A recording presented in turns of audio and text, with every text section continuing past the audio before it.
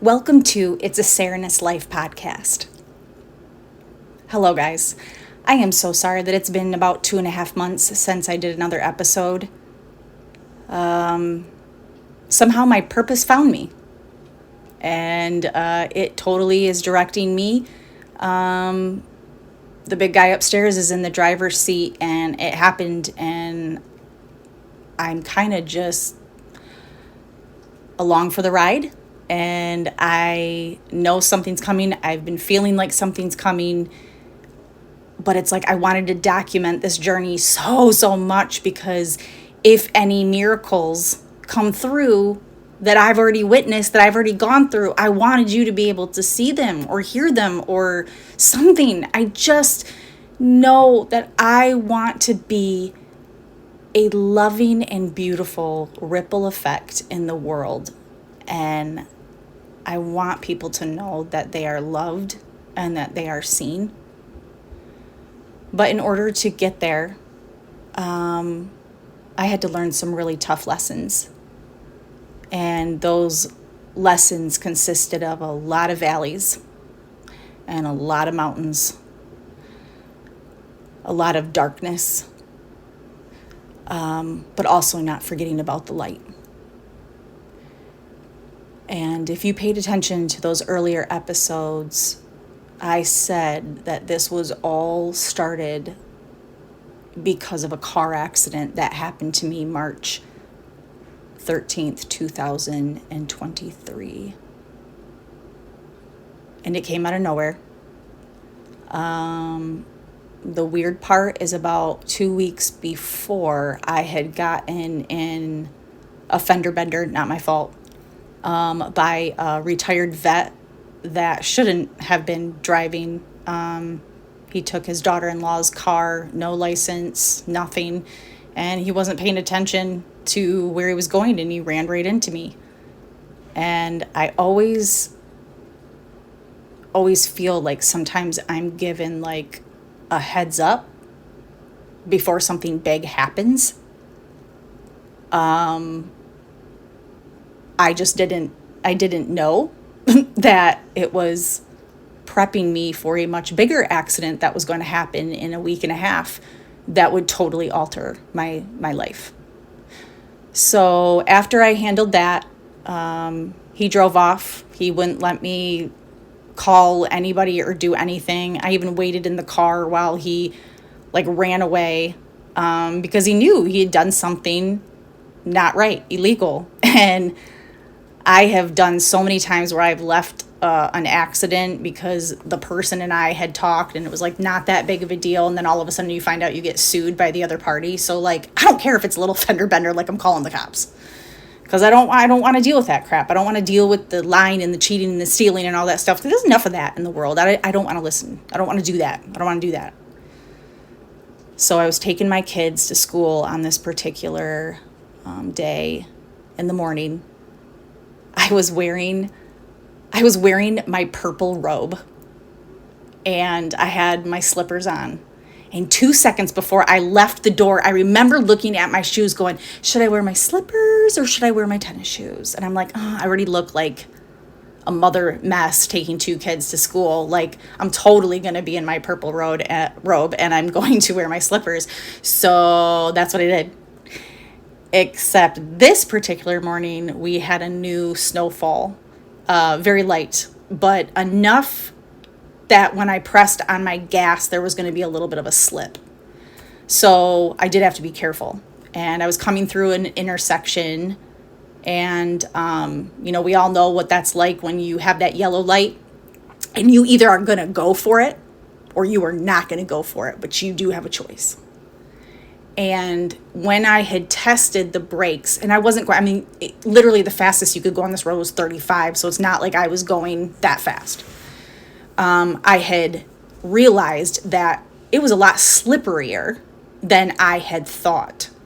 So I knew I was still going to make it through the yellow light, but I wanted to give the rest of the intersection the heads up that I was coming.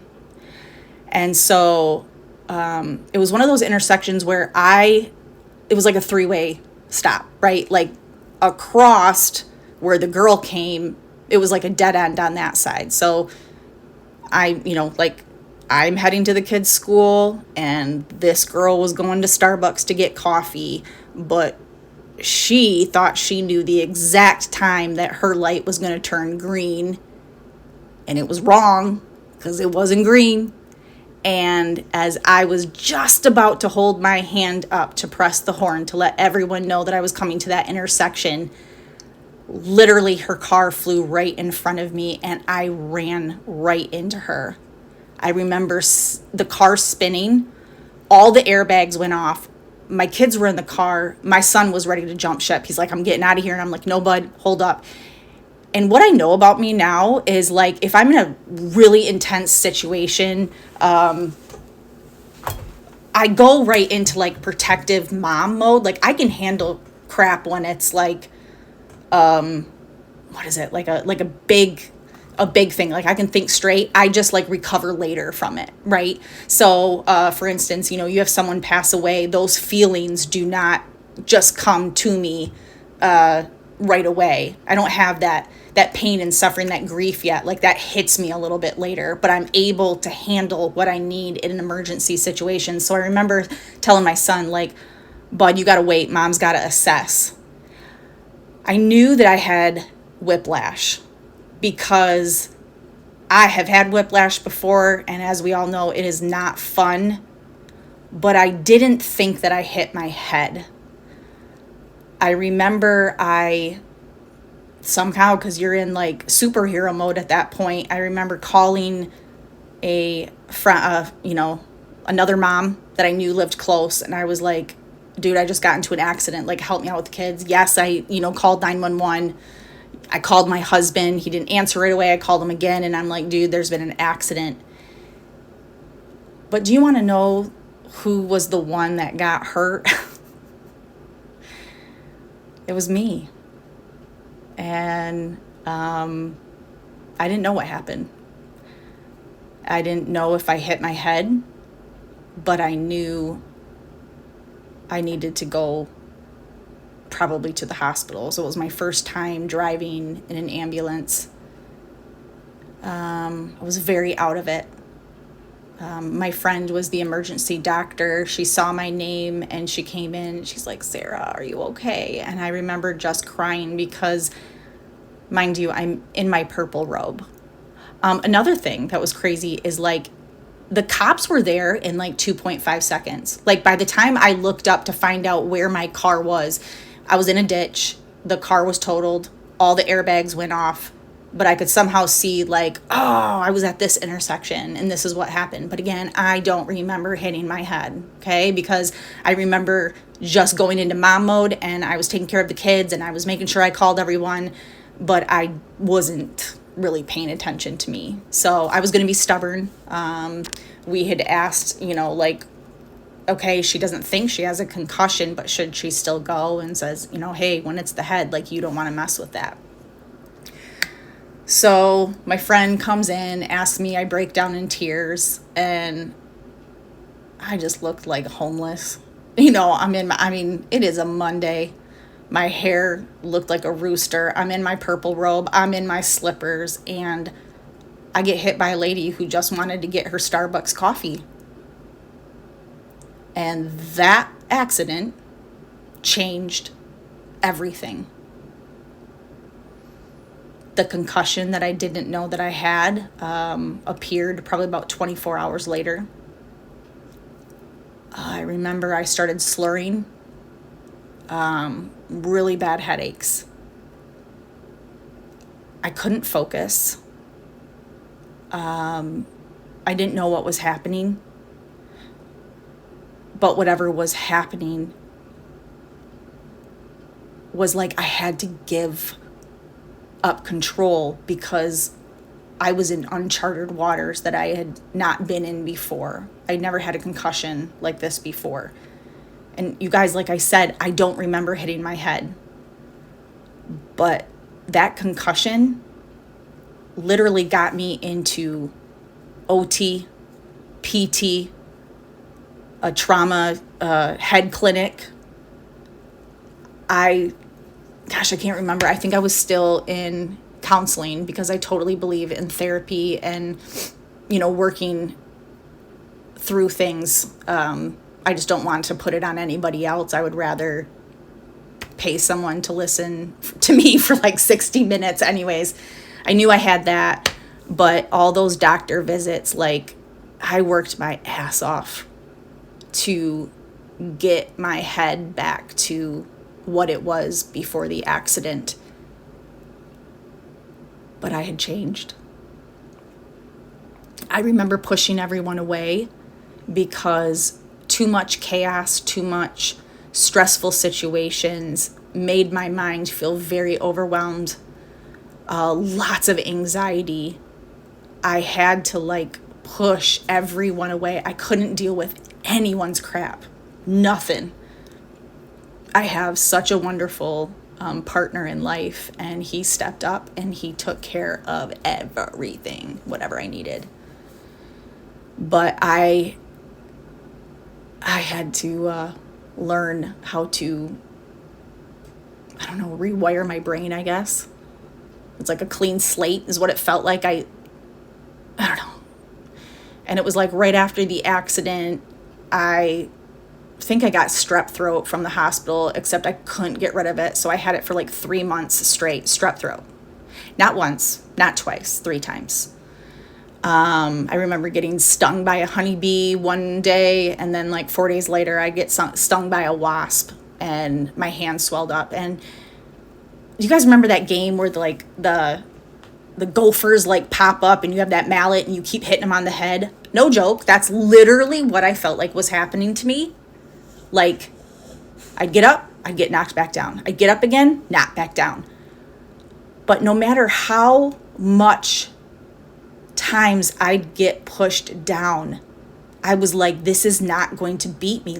I am going to try to find my way back. And so I had this determination to go to every doctor's appointment, making sure that I dotted my I's and I crossed my T's, but something had changed. And I knew that I was different, but I guess said it was the concussion. I was not as social anymore. I didn't want to go to social gatherings. I had pushed away my friends. I pushed away family. I had to put boundaries up, you guys. I had to put boundaries up for my sanity. No, I'm not going to plan this because my body and my head needs my attention. I have got to do what I need to do to get myself back on track.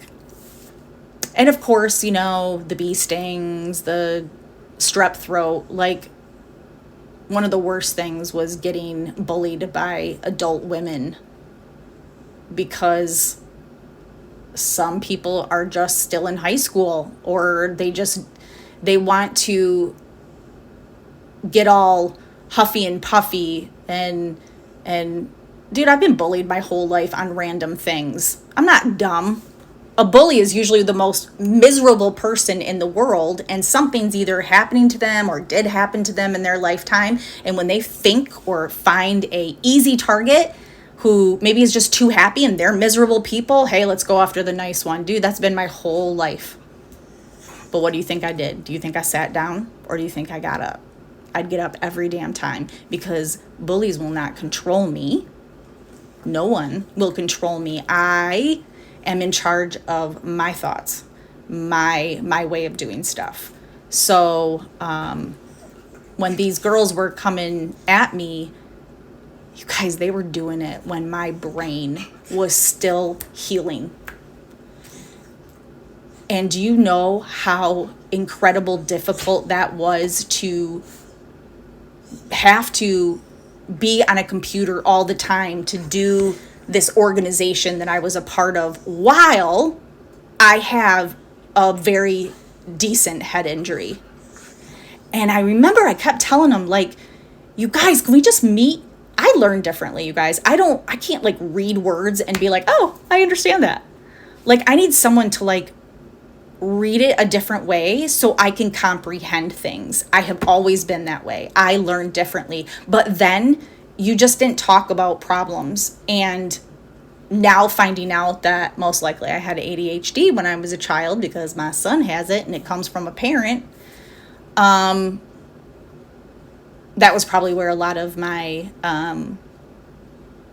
brain stuff was like stuff I didn't know. I mean, I just tried to live the way that I could, but my learning capabilities were very different from others. And if you did not have the patience to deal with me, like, we're done.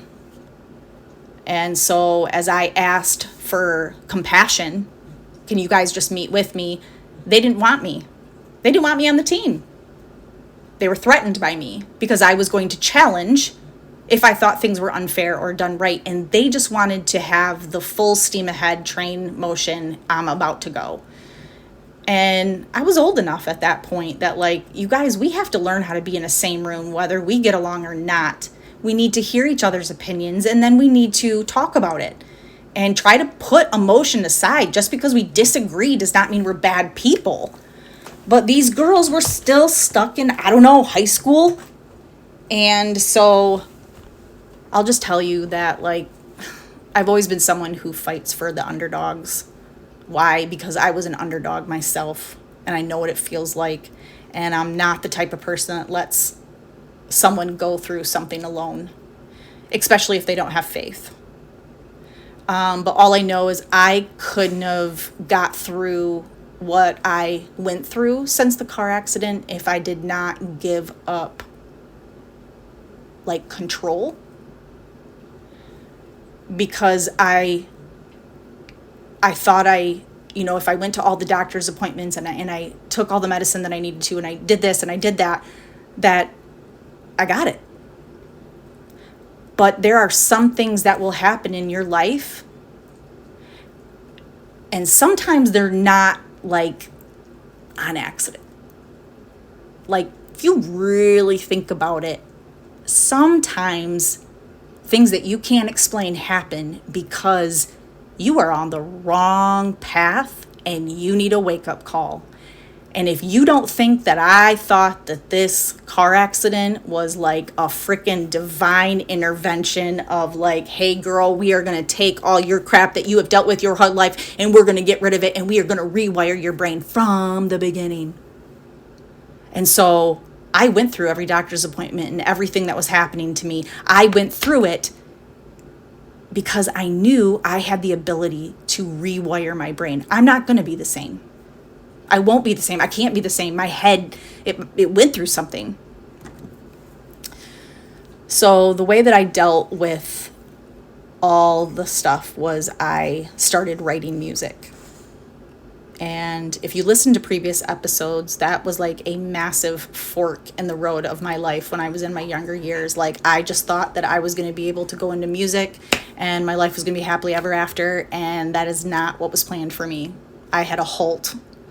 And I could either go left or go right. And when I didn't get accepted, I didn't, like, push through like I wanted to. I didn't go, don't kill my dream. I just accepted the defeat and went another way. A way that I was supposed to go. But it just wasn't my divine purpose. Have a great day.